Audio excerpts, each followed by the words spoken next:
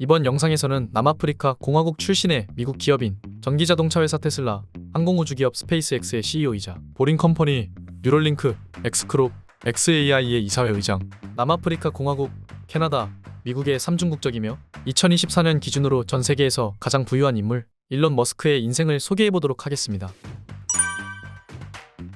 일론 머스크는 1971년 6월 28일 남아프리카 공화국 프리토리아에서 엔지니어인 부친 에롤 머스크와 모델 겸 영양사인 모친 메이 머스크 사이에서 이남 일녀 중 장남으로 태어났습니다. 아버지인 에롤 머스크는 남아공에서 최연소로 기술사 자격을 취득할 정도로 똑똑한 전기 기술자여서 어린 시절 일론의 집은 상당히 부유했다고 합니다. 호기심이 아주 많았던 일론 머스크는 모르는 것이 있으면 기술자인 아버지에게 궁금증을 해결할 수 있었고, 또한 어렸을 때부터 책 읽는 것을 아주 좋아했다고 합니다.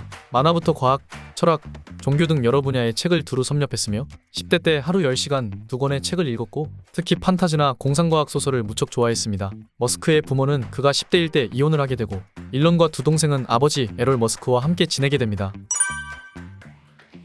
일론은 1984년 만 12세일 때 아버지에게 부탁해 코모도어 VIC-20과 IBM PC XT를 구입하고, 이후 일론은 독학으로 베이직 프로그래밍을 배우기 시작했습니다.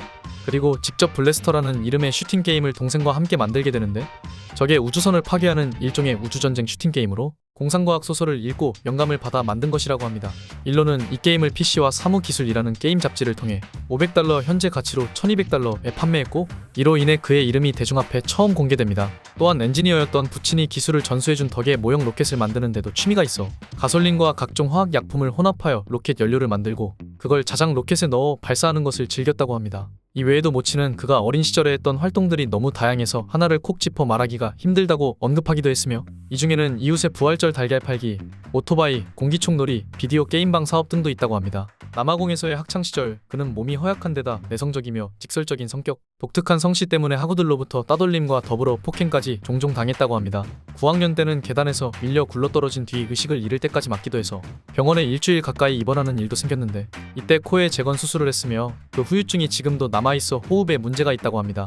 또한 이러한 우울했던 기억은 머스크가 훗날 아메리칸 드림을 품게 하는 계기가 되었다고 합니다. 이 일로 일론은 다른 학교로 전학을 가야 했는데, 당시 그가 전학 간 프리토리아 남자 고등학교는 상위권의 학생들 경우에는 옥스퍼드나 캠프리지 대학에 진학할 정도로 수준이 높은 학교였습니다. 하지만 일론은 그렇게까지 공부를 잘하지는 않았고 전반적인 학업 성적이 우수하지는 않았다고 하며 물리학, 수학, 컴퓨터과학 등 특정 과목만을 편애했고, 특히 종교와 언어 수업을 매우 싫어했다고 합니다. 그리고 공상에 자주 잠기는 성격이었으며, 이런 성향 때문에 모친 메이 머스크에 의하면 운동에 그다지 소질이 없었고 또래에게 인기가 없었다고 합니다. 더불어 같이 살던 부친과의 불화로 인하여 머스크는 삶의 의미와 목적이 무엇인지 의문을 갖게 됩니다. 여담으로 머스크는 부모님이 이혼한 후 2년 만에 아버지와 같이 살겠다고 했던 것을 훗날 매우 후회했다고 하는데, 형전의 인터뷰에서 그는 아버지에 대한 인터뷰를 아예 거부했다고 합니다.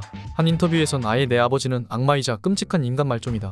당신들이 상상할 수 있는 모든 악행과 범죄를 다 저질러본 사람이다 라고 말하면서 인터뷰 도중에 울먹이는 모습을 보여주기도 했습니다. 이에 부친 에롤이 철 좀 들어라라며 다시 아들을 공격하는 등 현재까지도 부자 사이가 완전히 틀어진 걸로 보입니다. 일론은 남아공을 떠나고 싶었습니다. 10대 초반부터 청소년 시기를 거쳐 냉전이 끝난 90년대는 세계가 미국을 중심으로 움직이고 있다고 확신해서 미국에서 유학하고 정착하는 걸 목표로 삼게 됩니다. 또한 당시의 남아공은 인종차별과 인종갈등이 매우 심한 나라였고, 흑인 민족주의 운동을 근절하기 위해 백인은 18세가 되면 군대에 가야 했습니다. 머스크는 아파르트헤이트 등 인종갈등이 만연한 남아공 사회에 경멸감을 느꼈기 때문에 군복무를 하며 시간을 낭비하고 싶지 않았다고 합니다. 일론이 17세가 됐을 때 부모 중에 한 사람만이라도 시민자이면 자녀에게 캐나다 시민권을 줄 수 있도록 법이 개정되어서 일론은 캐나다 시민권자였던 어머니 덕분에 캐나다로 이민을 올 수 있었습니다. 캐나다는 미국과 지리와 문화적으로 근접한 데다가 미국 영주권 혹은 시민권을 취득하기 용이하기 때문에 미국 진출의 발판을 마련할 수 있었습니다. 하지만 일론은 캐나다에 와서 엄청난 고생을 하게 되는데, 어머니인 메이 쪽은 돈이 별로 없어서 타국으로 떠나는 머스크에게 돈을 대줄 수가 없었고, 몬트리올의 친척들은 머스크가 오기도 전에 캐나다에서 미국으로 이민을 갔던 상태라 캐나다 전역을 방랑자처럼 이리저리 떠돌아다녔다고 합니다. 농장에서 밭일을 하고 제재소에 유독한 보일러 폐기물을 치우거나 전기톱으로 통나무를 자르는 등 인력시장에 꾸준히 일을 하며 살았다고 합니다. 일론이 1년 동안 캐나다 전역을 도는 동안 모친인 메이를 비롯하여 동생 둘도 캐나다 이민에 성공하면서 토론토에서 가족이 재회하게 됩니다. 가족이 모인 덕분에 일론은 온타리오 주킹스턴에 위치한 퀸스 대학교에 입학하게 됩니다. 대학 생활이 체질에 잘 맞아서 이때부터 사회성이 늘기 시작했다고 하며 한편으로는 난데없이 노바스코샤뱅크에 전화를 걸어 피터 니콜슨이라는 임원에게 점심 식사 요청을 하였는데 피터와 일론은 점심 식사를 함께하며 이야기를 나누다가 피터는 일론의 비전과 열정을 높이 사서 시급 14달러로 일론을 여름 인턴으로 고용하였는데 일론은 이때 전략기획팀에서 개발도상국 포트폴리오 검토 관련 업무를 맡은 적이 있다고 합니다. 일론은 미국 진출이라는 당초 목표를 달성하기 위해서 퀸스에서 학업에 충실했던 덕에 2학년을 마치고 미국 펜실베이니아 대학교 3학년으로 편입하는데 성공하게 됩니다. 1994년 여름에는 실리콘밸리에 건너가서 낮에는 피더클 연구소에서 슈퍼축전기 연구를 하고 야간 인턴으로는 로켓 사이언스라는 게임 제작사에서 일하기도 했습니다. 일론은 언젠가는 꼭 자신만의 사업을 할 것이라는 꿈을 키웠고 졸업 직전인 1994년 12월에는 태양열 발전을 주제로 첫 번째 논문을 작성했으며 그 외에도 슈퍼축전기와 데이터베이스, 로켓 관련해서 연구하고 논문을 집필했다고 합니다. 이는 현재 시점에서도 일론이 보여주고 있는 모든 행보들이 아주 오래전부터 꿈꾸고 계획해오던 일이라는 것을 알 수 있습니다.